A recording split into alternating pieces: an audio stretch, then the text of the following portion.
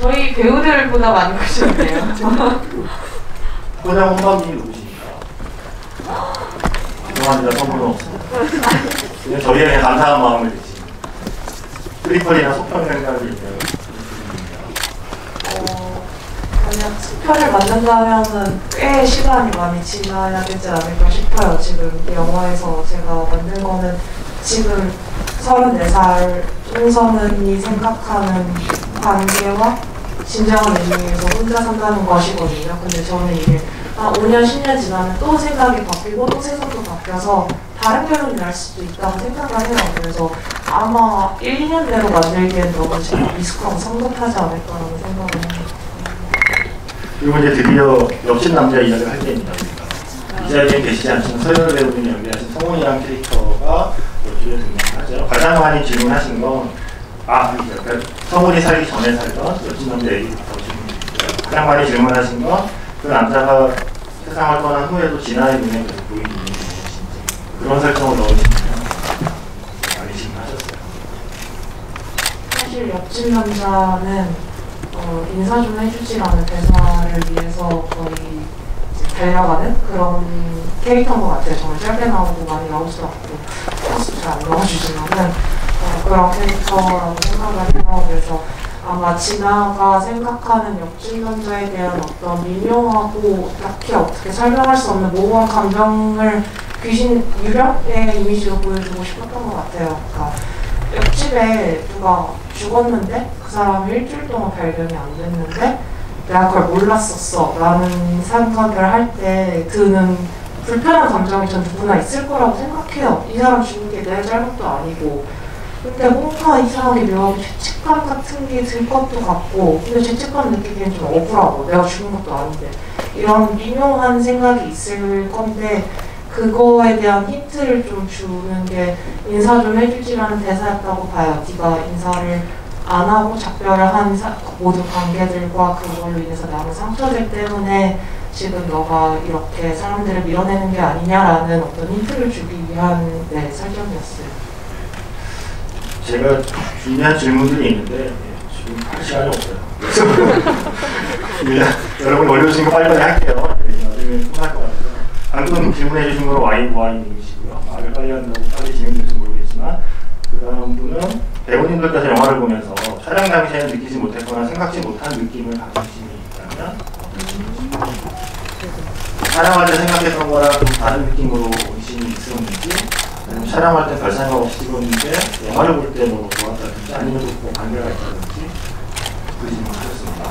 사실 처음에 영화를 봤을 때는 그냥 제 부족한 점만 계속 봤어요. 제 연기에 부족한 점만 봐서 영화를 크게 못 봤고 두 번째 이번에는 좀 영화를 좀 폭넓게 감독님의 의도도 파악하면서 다시 보자 라고 했는데 감독님 연출이 너무 좋았다고 네 그때 촬영장에서 느끼지 못했던 약간 컷의 전환이나 이런 편집들이 난 너무 좋아서 네, 음악들도 너무 좋았고 사실 가편집을 보고서 가편집도 봤었는데 가편집보다 훨씬 너무 좋은 영화가 나온 거예요. 그래서 네, 너무 감사하다는 말씀 다시 또 전해드릴게요. 저는 아무래도 수진이가 나온 장면만 촬영을 했기 때문에 이제 다른 언니나 선배님께서 나오신 장면은 좀 화면으로 처음 봤던 거였고 아무리 시나리오를 봤다고 해도 좀 시간이 흐르다 보니까 관객 입장에서 새로운 영화를 보는 느낌이었는데 그 언론 시사 때 서현 선배님이 혼자 사는 사람들이 곧 혼자 사는 우리들 같다 이런 말씀을 하셨거든요. 저도 그 말이 되게 마음에 꽂혔었는데 실제로 다 혼자인 사람들이지만 이 사람들끼리 공동체를 이루기도 하고 또 나만 혼자인가? 나만 좀 외로운가라는 항상 의문이 있었는데 그렇지 않고 모두가 그렇구나. 나만 특별히 힘들고 외로운 게 아니구나 라는 그런 좀 생각이 들게끔 했던 것 같아요. 서현 선배님 덕분에. 동료들 다 아이디 쓰시는 분. 네. 제가 아까 그 영화 4번 갔다고 하신 분이 저분이 아니라. 죄송해요. 제가 요한이어서. 이게 지금 아이들 제가 잘못 읽었네요. 그래서 저분이 4번을 보셔.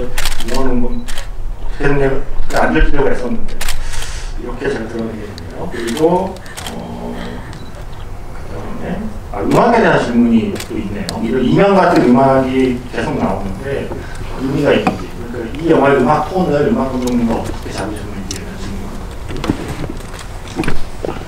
사실 음악 톤 잡으면서 음악 감독님이랑 이야기를 좀 많이 했던 게 제가 계속 뭔가 미스테리, 약간의 호러 이런 느낌의 레퍼런스를 자꾸 가지고 오니까 근데 음악 감독님이 보시기에는 이게 어울리나? 라는 생각을 좀 많이 하셨던 것 같아요. 그래서 좀 고민을 많이 하고 이야기도 많이 하면서 또 제가 너무 엇나가거나 좀 너무 많이 가는 것들도 다시 톤 잡아주시고 그런 과정들이 좀 있었는데 개인적으로 언더 더 스킨이라는 영화의 음악을 정말 좋아하거든요. 그리고 제키 맞죠? 그 같은 음악 감독님이 하셨었는데 약간 불협화음이라 그래야 되나? 뭔가 다음에 이어가는 화음이 아닌 것 같은 그런 것들이 좀 충돌하는 게 좀 좋아가지고 그리고 영화 초반부에는 진화의 미스테리한 감정들을 좀 살려줄 필요가 있었기 때문에 음악을 그런 식으로 많이 사용했던 것 같아요. 네. 그리고 이어폰. 무선 이어폰을 쓰는 이유가 궁금합니다. 개인적으로 무선 이어폰 매니아가 불편해 보이던데 마지막에 아무것도 없이 전화 받는 장면을 위해서일까요? 감독과 배우님들은 유선을 쓰시는지 무선을 쓰시는지 궁금합니다.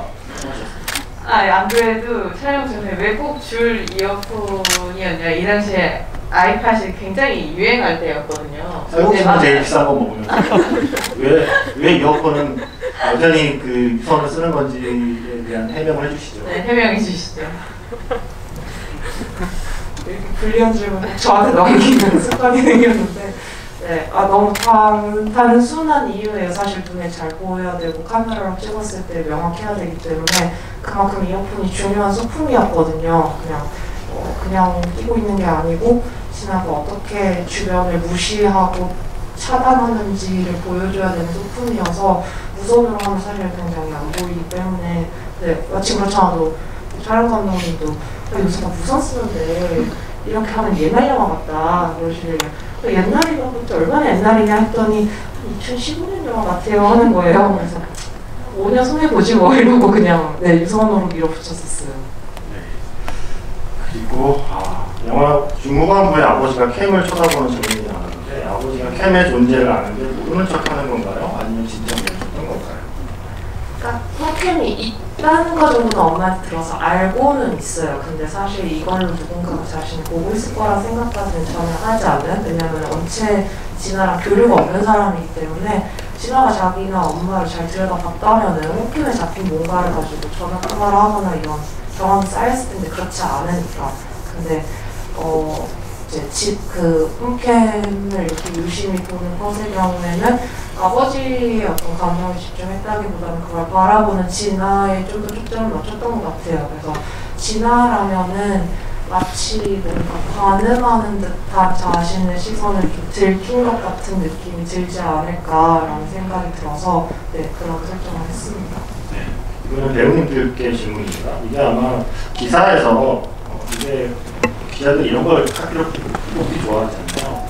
공승현 배우님이 대역을 위해 흡연을 배웠다고 했는데 그 흡연 배우게 된 과정, 그리고 지금은 금연 중이신가요? 걱정하는 이모티콘은 없지만 왠지 걱정하는 듯한 그런 뉘앙스가 있긴데. 네, 걱정해 주셔서 감사합니다. 이 영화를 위해서 흡연을 연습을 했었어요. 감독님이랑 충분히 상의 끝에 약간 꼭 필요한 장면이라고 생각을 했고, 사실 제일 아쉬운, 제가 연기했을 때 제일 아쉬운 장면이기도 해요. 사실 익숙하지 않은 상태에서 저 장면을 찍어서 흡연자분들이 보셨을 때 굉장히 어색할 수도 있겠다라는 생각을 했어요. 그래서 약간 지금 그 후 바로 금연을 했지만 다시 찍으면 저거보다는 더 잘할 수 있을 것 같은데? 라는 생각도 합니다. 전자담배를 설정하지 않으신 거. 안 그래도 제가 담배를 높이다 보니까 전자담배는 어떤지, 급연초는 어떤지 이런 여러 가지 이야기들이 있었는데 사실 그 전자담배가 주는 느낌보다 그 연초가 주는 느낌이 조금 더 좋아서 그랬던 것 같죠? 그게 혹시 영화 속에 나오는 성냥으로 피워야 좀 맛이 다르다고 하는 대사 때문에 네, 사실 연초를 구입하신 건가요? 더 연초가 그래서 필요했던 게 커요. 근데 사실 원래 시나리오 첫 설정은 비 올 때 담배를 피우면 연기 모양이 달라요였어요. 근데 겨울에 찍다 보니까 비를 뿌리면 이게 얼고 사람들이 살고 있는 아파트였거든요. 그래서 실제로 굉장히 위험해지기 때문에 그걸 감당할 수가 없어서 설정을 바꾼 거기는 합니다.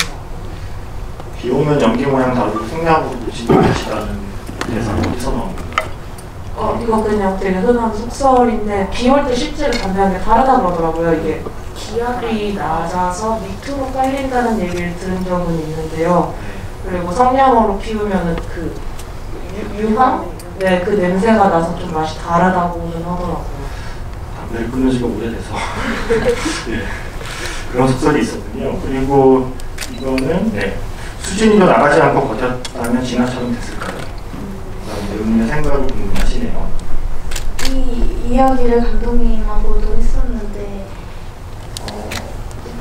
진아랑 수진이가 서로 과거이자 미래인 것 같다라는 이야기를 했는데 수진이가 버텨서 좀 이랬더라면 진아가 되지 않았을까? 또 진아의 과거에는 사회초년생인 수진이의 모습이 있었지 않았을까? 이런 이야기를 했었어요. 그 이야기를 감독님이 하신 거죠? 배우님은 그 생각에 동의를 하신 건가요? 아니면? 네, 저도 이제 그런 이야기를 하면서 같이 이제 인터뷰를 했던 날이 있었어요. 그때 이제 그런 이야기를 같이 했어요. 그러니까 인터뷰에서도 저도 봤거든요. 감독님 인터뷰에서 진아의 과거는 수진이고 진아의 미래는 신장일 수 있겠다라는 생각으로 제시하셨다는 인터뷰를 하셨고 시간 관계상 마이크를 따로 드리지 않겠습니다. 지금 할 게 너무 많아요. 그 다음에 그리고 이거는 진아에 대한 위로의 말을 해주신 분이 있어요. 제가 실제로 본 혼자 알고 싶은 사람들에 비하면 진아는 상당히 살갑고 대답도 잘해주는 인물이었던 것 같아요. 그 정도면 나름 사회성이 있어요. 해주신 분이 계셨고요. 아마도 이거 많이 궁금해하실 거예요. 마지막 두 번의 통화. 아마도 인터뷰에서도 많이 질문을 받으셨을 텐데 아버지와의 통화 그리고 수진이와의 통화 그 통화 장면을 연기할 때 이야기를 하거든요. 수진이와의 통화는 촬영 현장 옆방에서 실제로 통화를 한 거라고 제가 들었어요. 그 촬영 때 얘기부터 그 촬영이 그 감정을 준비하는 과정부터 그 촬영 어땠는지. 그 장면을 제가 실제로 되게 좋아하는 장면이었고 그러다 보니까 걱정이 되게 많았던 장면인데 이 촬영이 쭉 있는데 초반부에 이 장면을 찍게 됐어요.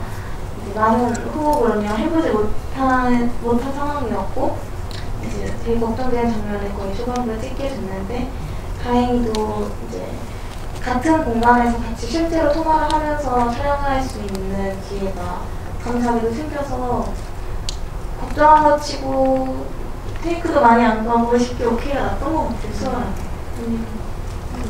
맞아요. 그때 수진이랑 호흡이 전혀 없었거든요. 그때 아마 수진이랑 첫 촬영이었을 텐데 그때 감정이 쌓이지 않았는데도 이렇게 감정이 되게 잘 나와서 되게 좋았던 것 같고 아버지랑 찍을 때는 제가 가장 걱정하는 씬이기도 했어요. 혼자서 가장 크게 감정을 분출해내는 씬이라서 촬영 전에도 되게 고민이 많았는데 역시나 촬영하기 힘들었고요. 테이크를 굉장히 많이 저도 많이 욕심을 냈던 것 같아요. 순영이라는 아이디 쓰시는 분. 로안이 와서 이중모음이 좀 힘듭니다. 순영 잘 읽었고요. 영화 내내 진아의 감정만이 궁금했는데 진아가 수진에게 전화할 때 수진의 감정을 저희에게 보여주신 것을 보고 이야기가 훨씬 확장된다고 느꼈습니다. 진아가 수진에게 대물림하지 않으려 했던 것은 무엇이고 진아가 수진에게 전달했으면 하는 진짜 감정은 무엇이었을까요? 라는 질문을 해주셨네요. 저는 아까 수진이가 그냥 이대로 살았으면 진화가 됐을까요? 라는 질문이랑도 좀 연관지을 수 있을 것 같은데 어떻게 됐을지 정확히 모르겠지만 진화보다는 좀 낫지 않을까 싶어요. 왜냐하면 진화는 팀장으로부터 그런 제대로 된 교류? 감정적인 어떤 교류를 전혀 겪지 못한 사람이고 자기가 받아보지 못한 거를 수진이한테 주는 그런 선택을 하는 사람이기 때문에 저는 조금은 더 나아지지 않았나라는 생각을 하거든요. 그래서 이 영화에서도 사실 그런 이야기가 많았어요. 시나리오 단계에서도 진아가 직접 자기 감정을 표출하고 솔직한 이야기를 하는 씬에서는 직접 만나야 되는 거 아니냐, 아버지가 수진이가 대면을 해서 소통을 해야 되는 게 아니냐라는 이야기가 있었는데 저는 그게 약간 너무 안 맞는 것 같은 거예요. 그래서 저도 처음에는 되게 단순하게 생각했다가 아니 그럼 전화하고 카톡하면 진심이 전달이 아예 안 되는가? 물론 대면하는 것보다 조금 어렵지만 아예 안 되는가? 라는 생각을 했었거든요. 그래서 진아가 수진이에게 전화를 하는 순간만큼은 그 전에는 진아가 통화하는 상대방 얼굴을 한 번도 영화가 보여준 적이 없지만 그 순간만큼은 그걸 듣고 있는 수진이 컷으로 좀 넘어가고 싶다라는 생각이 시나리오 때부터 있어가지고 네, 그렇게 찍었어요. 그 진아의 마지막 통화에서 아버지를 용서하는 느낌이었는데 어떻게 그럴 수 있었는지 궁금하다고 하셨어요. 그러니까 저도 드리려고 했던 질문이었거든요. 보시는 분에 따라서 어떤 분께는 진아의 변화가 조금 급작스럽다고 느끼실 수도 있을 것 같거든요. 그러니까 아버지와의 관계, 수진이와의 관계를 그렇게 풀어가는 과정이 조금 중간에 뭐가 더 있으면 어땠을까라는 생각을 하시는 분이 있을 것 같아서 그 부분에 대한 설명을 드리겠습니다. 아버지를 용서했다라는 말은 조금 단순할 수 있을 것 같아요. 용서 이상의 것을 생각했던 게 사실 아버지가 우리 아버지가 아니고 옆집 아저씨라고 하면 아니면 교회에서 만난 아저씨라고 하면 되게 귀여울 수 있는 사람이거든요. 전 그렇게 생각해요. 그냥 굉장히 애정을 갈구하고 사람들이랑 노는 거 너무 좋아하고 밝고 그런 사람이거든요. 근데 진아가 자기 아버지이기 때문에 사실 자기한테 너무 이기적이고 나쁜 행동을 했던 사람이기 때문에 그거에 대한 우라가 쌓여있는 건데 영화 끝에 가서는 진아가 아버지도 그냥 외로운 사람이구나, 이 사람이 뭔가 나쁜 마음이 있고 아비가 있어서 그런 건 아니고 그냥 너무 약해서 사람들에게 상처를 주는 사람을 불과하구나라는 걸 좀 받아들였을 때 용서 이상의 어떤 거리를 두고 이해하는 마음이 있지 않았을까. 그래서 굳이 아버지랑 앞으로도 살갑게 지내지는 않을 거라고 저는 생각해요. 그냥 단지 더 이상은 아버지한테 화가 나거나 그런 일은 없지 않을까, 좀 적지 않을까 그런 생각입니다. 이건 덧붙여서 엄마 이름으로 되어 있던 그 연락처에 아버지로 바꾸는 과정, 그 이유를 궁금해하셨거든요. 감독님 아시죠? 제가 네. 사실 아버지가 어떻게 보면 되게 뻔뻔한 사람으로 보이고 싶긴 했거든요. 그러니까 엄마가 핸드폰 주워서 쓰는 거잖아요. 근데 진아 입장에서 그 모든 상황이 안 받아들여지고 이해가 되지 않았을 것 같아요. 자기가 느끼는 감정이 단어들로 구체화되지도 않고 그리고 엄마의 죽음 자체도 정확하게 자신에게 어떤 감정적인 파장을 일으키는지도 스스로 체크를 하지 못한 상황이기 때문에 엄마를 떠나보내지 못한 상황이라고 생각해요. 그 모습을 연락처를 바꾸지 못하고 계속 엄마라고 있는 모습에서 남기고 싶었지만은 이제 영화 뒤로 가면은 저는 진아가 이 영화 내내 진아가 작별 인사를 배우는 과정이라고 생각하거든요. 본인이 작별 인사를 배우고 난 다음에는 엄마도 떠나보낼 수 있다라는 어떤 의미에서 그리고 좋든 싫든 어쨌든 옆에 있는 거는 근처에 아버지가 있고 이 사람이랑 나가 연결되어 있다라는 거는 내가 선택할 수 있는 문제가 아니기 때문에 그냥 그 존재를 온전히 인정한다는 의미에서 엄마를 지우고 아버지로 바꾸는 데 설정을 했습니다. 거기서 아버지라고 저장한 거, 아빠라고 하지 않고 아버지라고 저장한 것에서 저는 진아의 성격이 나온다고 아버지와의 관계가 드러난다고 생각을 했어요. 딱 그만큼? 일단 그만큼까지는 내가 받아들이지만 아빠는 아니지 라는 느낌이 일단은 저는 그 장면에서 받았었고요.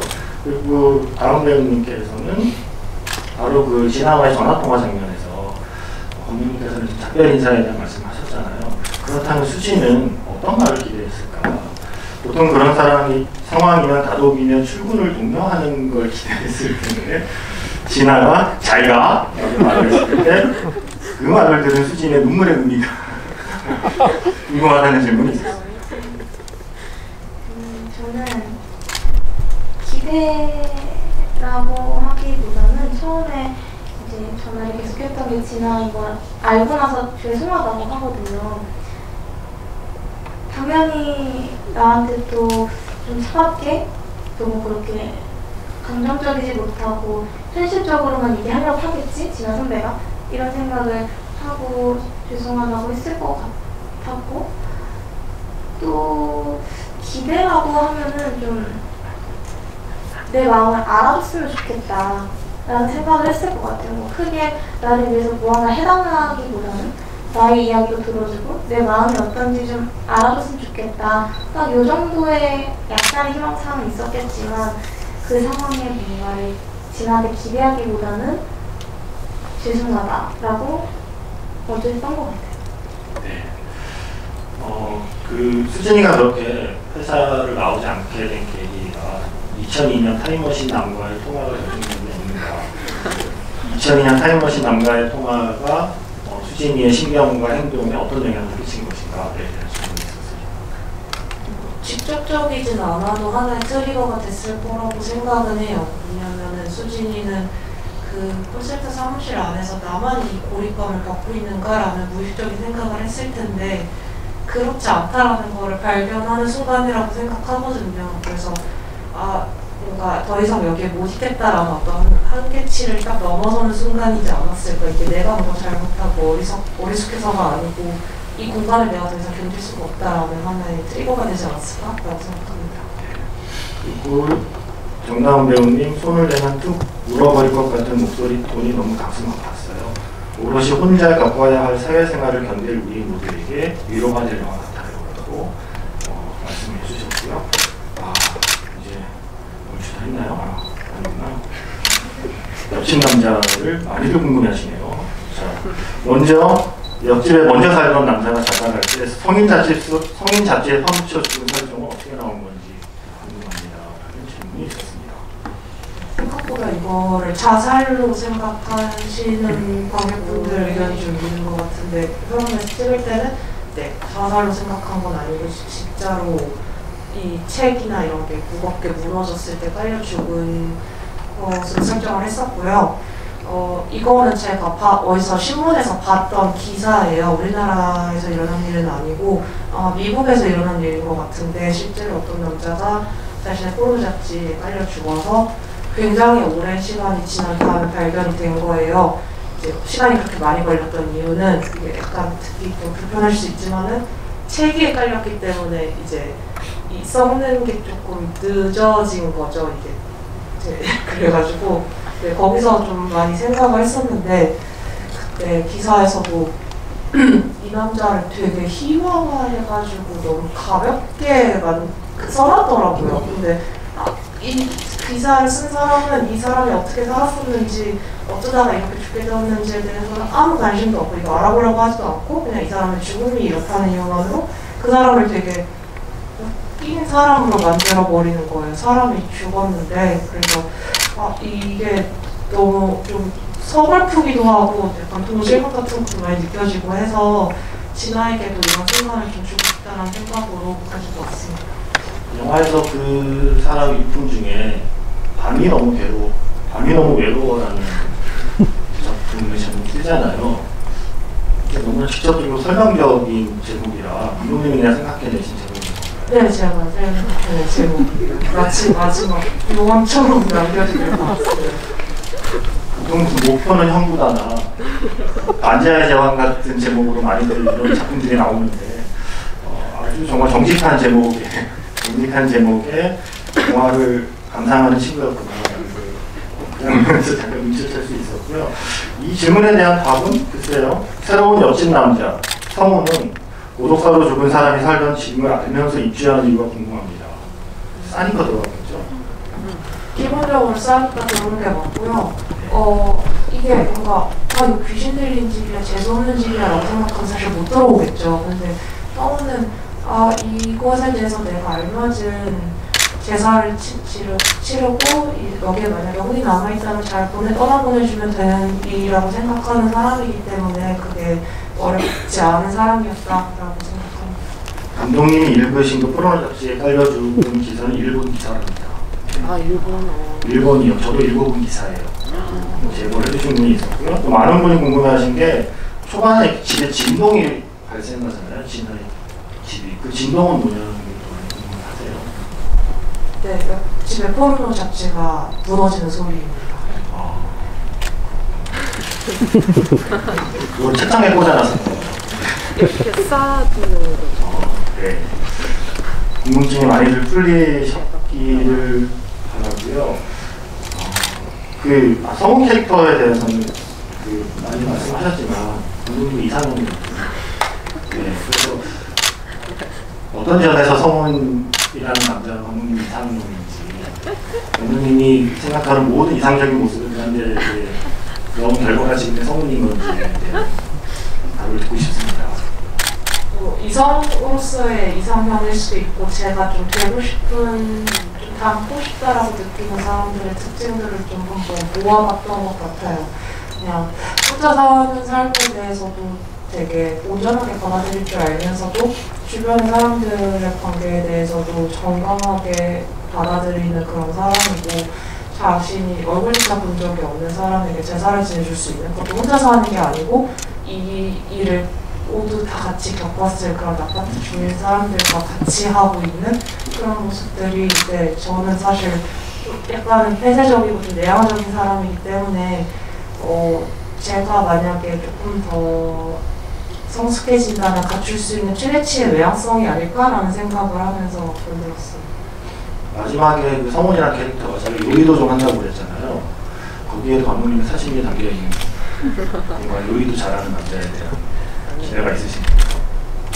성훈이가 제가 되고 싶은 어떤 사람이라고 했을 때 그 중에 하나가 좀 자존이 가능한 사람이었어요. 저 같은 경우는 요리를 못하고 청소도 굉장히 서툴려. 저는 아직도 사람들이 순말이라는 걸 어떻게 하는지 명확하게 이해가 안 되는 사람이에요. 그래서 만약에 누가 내 집에다가 식재료를 갖가지 식재료를 산더미처럼 쌓아놓고 이렇게 해서 열흘만 여기서 지내봐라고 했을 때 저는 그걸 생식을 하는 거 외에는 사실 방법이 없는 사람이거든요. 그래서 근데 성훈이 같은 사람은 사실 그런 식으로 자존이 가능한 사람으로 그리고 싶어서 요리라는 걸 가지고 왔어요. 그 다음에 19살, 이 영화를 촬영하실 때가 19살이셨나요? 19살의 정다운 배우가 촬영 당시에 그때 본 수진이와 그리고 그로부터 좀 시간이 지나서 지금의 정다운 배우가 본 수진이에 대한 감상이 혹시 다른지, 19살에 처음 만난 수진이를 지금 20살이 넘어서 다시 만났을 때 굉장히 다른지 그런 질문이 있었습니다. 우선 큰 변화는 없는데요. 마음에 그냥 큰 변화는 없는데 진아를 이해할 수 있는 마음은 좀 생긴 것 같아요. 그 당시에는 정말 수진이처럼 아무리 그냥 객관적으로 봐도 너무 매정한 사람 아닌가? 이런 생각을 했었는데 2년이란 시간이 지나고 스크린으로 봤고 또 제 마음 그만큼 더 커졌을 때 보니까 수진이한테 대한 진아의 마음이 어느 정도 좀 이해는 되지만 아직 뭐 그만큼 진아를 다 이해했다 이거는 안 되겠지만 그래도 어느 정도 이해가 되는 그런 부분은 있었던 것 같아요. 아웅 배우님 여기서 봐서 좋아요. 비밀의 정원에서도 인상적이었어요. 그때도 10대, 오늘 영화에서도 풋풋한 연기를 안 했어요. 말씀하셨고요. 오늘 정다운 배우님 어머니랑 이모님 오셨죠. 정다운 배우님 어머니 혹시 따님께 하고 싶은 질문 있으시면 지금 빨리 올려주시고요. 시간이 없어서 지금 이제 다른 분들은 이제 질문을 멈춰주시고요. 지금 새로 올라오는 질문이 있다면 정다운 배우님 어머니께서 하시는 질문이라고 생각하고 질문하겠습니다. 두 번째 보는 질문 부탁드립니다. 그리고 마지막 질문은 제가 답을 할게요. 그 성훈이 다리를 다친 것은 어떤 의미가 있나요? 그럼 촬영 전에 서현우 배우가 다리를 다쳤습니다. 그래서 서현우 배우를 그냥 쓰고 싶어서 그냥 못 가지고 촬영을 하고 촬영했다고 알고 있습니다. 특별한 의미는 없습니다. 아마도 뭐 조기 축가다 5개치 정도의 보이지 않는 설정을 있는 걸로 알고 있고요. 다음은 어머님이 아직 질문 안 해주시고 계셔서 제가 이게 거의 마지막 질문이 될 것 같아요. 그 감독님은 차기작이 궁금해졌어요. 이게 그 영화를 보면서 감독님이 진짜 좋아하는 장르가 호러가 아닐까? 이 영화에 은근히 좀 호러와 스릴러 같은 연출들이 보이거든요. 그래서 중간에 약간 그 성훈하고 대화 나눌 때 처음에 귀신 같다는 얘기할 때 갑자기 새 소리 들리잖아요. 응답하라가 다시 자주 쓰는 양소리처럼 둘이 대화할 때 황당하다는 표정이 새 소리도 나고 그래서 그건 약간 일부러 약간 좀 코믹한 장면을 낸 연출이신 분들도 궁금했고 그리고 차기작 그리고 앞으로 하고 싶은 장면이 어떤 건지 하고 싶은 이야기가 어떤 건지를 여쭤보고 싶네요. 그 새소리는 정확히 그 타이밍에 실제로 동시녹음에 그 새소리가 잡혀 있었어요. 그래서 그거를 편집을 하는데 너무 딱 타이밍 좋게 새소리가 잘 들어가 있는 거예요. 그래가지고 아 이거 새를 유지하자라는 생각으로 좀 귀여웠던 것 같아서 또 그 순간에 좀 관객들이 진화를 따라가면서 아 좀 답답해 이러다가 한번 숨통이 좀 트였으면 했거든요. 막 아 너무 답답하고 우울하다 이러다가도 한번 아 좀 따뜻한 느낌? 좀 웃긴 느낌? 이런 걸 받았으면 해서 했던 것 같고 또 서현우 선배님이 워낙 그런 코믹 연기는 잘 소화하시는 너무 잘해주시는 분이기 때문에 또 네, 저랑 좀 짝짝꿍이 잘 맞지 않았나라고 생각을 하고 네, 차기작에 대해서는 저는 사실 호러 영화를 전혀 보지 못해요. 겁이 정말 많아서 네, 제가 본 호러 영화들은 호러 매니아들 사이에서는 정말 레벨 낮은 공포이더라고요. 저는 그때도 진짜 울면서 봤는데 아마 호러 영화는 너무 겁이 많아서 잘 할 것 같고 네, 지금은 좀 아직 뭐 구체적인 거는 없지만은 만약에 제가 쓰고 기획하는 시나리오로 또 영화를 찍을 수 있는 기회가 생긴다면은 아직도 좀 외로움에 대한 이야기를 조금은 더 하고 싶어요. 저는 외로움이라는 감정만큼 저한테 좀 절절했던 게 없었고 단지 이런 좀 외로움을 전면에 내세우는 이런 톤의 영화보다는 조금 더 귀여운 로맨스를 하고 싶다는 생각을 하고 있습니다. 어머니, 이게 지금 어머니가 하신 질문이 맞나요? 질문 하나 올라왔는데요. 다음 영화에는 술 먹는 장면 넣어주세요. 감독님 혹시 뭐 어머니 하신 게 맞다면 혹시 다음 영화에 정다운 배우가 나오면 반드시 술 먹는 장면, 이런 말술 먹는 장면. 어머니 질문 아닌 것 같습니다. 네. 그 질문이 마지막으로 올라왔었고요. 이제 시간이 좀 돼서 마무리해야 될 것 같아요. 올려주신 질문들이 다양한데 최대한 많이 전달하려고 제 질문 포기하고 다 전달해드렸습니다. 사실 이 영화가 이제 개봉하고 GV를 계속 하고 있거든요. 아마도 다음 주에도 하게 될 거고요. 또 계속 새로운 관계를 만날 것이고 여기 오신 분들 중에도 어쩌면 또 다시 GV에서 만날 분들도 있겠죠. 아마 이 하루하루가 소중할 거라고 생각해요. 본인이 출연한 영화, 본인이 만든 영화, 그 영화로 고객을 만난다는 것 자체가요. 그래서 마지막으로 고객분들도 인사하고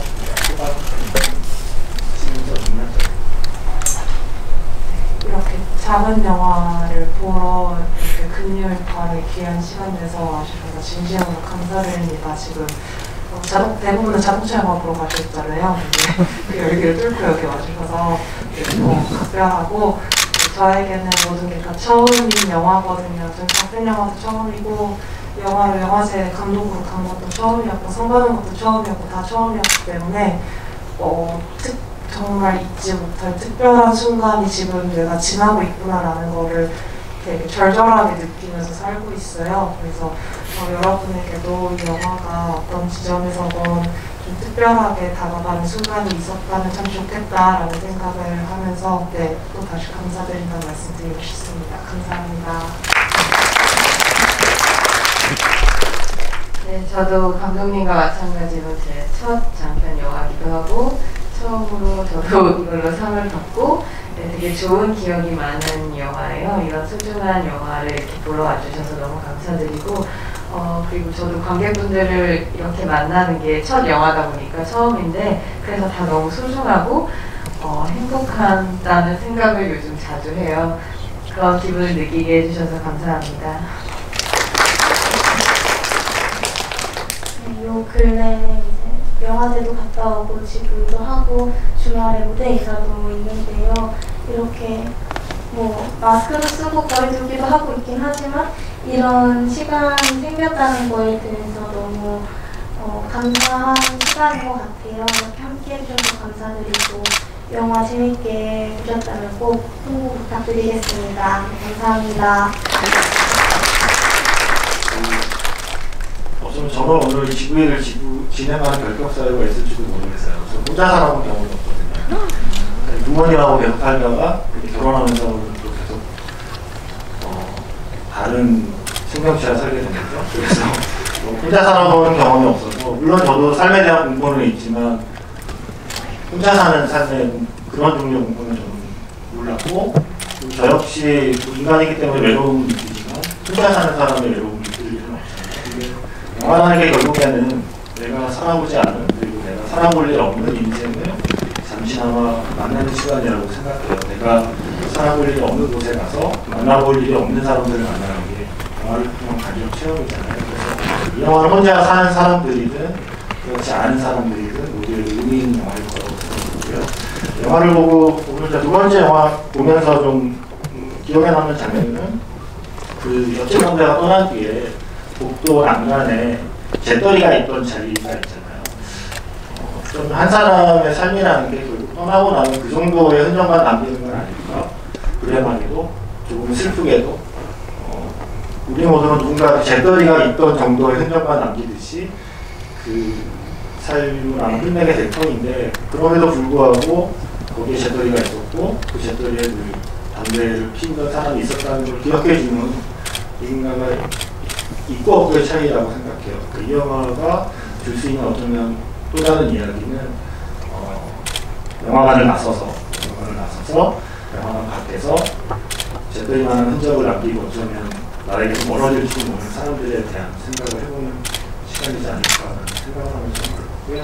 오늘 질문 많이 올려주셔서 감사합니다. 그리고 선물 많이 못 드려서 제가 죄송한 건 아니지만 제가 대신 죄송합니다. 오늘 수고해주신 이야기 정말 잘해주신 감독님과 배우분께 감사드리고요. 마지막으로 박수 크게 보내드리면서 마치겠습니다. 지금 뭐 마지막 소개 올라왔네요. 자동차 영화 보셨는데 자동차 영화 되게 재밌다. 마지막 멘트. 감사합니다. 분노의 상담 더 얼티메이트. 네, 고맙습니다. 그리고 은행인사하고 지구에는 계속 있다고 하니까요. 혼자 사는 사람들 괜히 있으셨으면 주변에 많이 알려주세요. 고맙습니다. 감사합니다.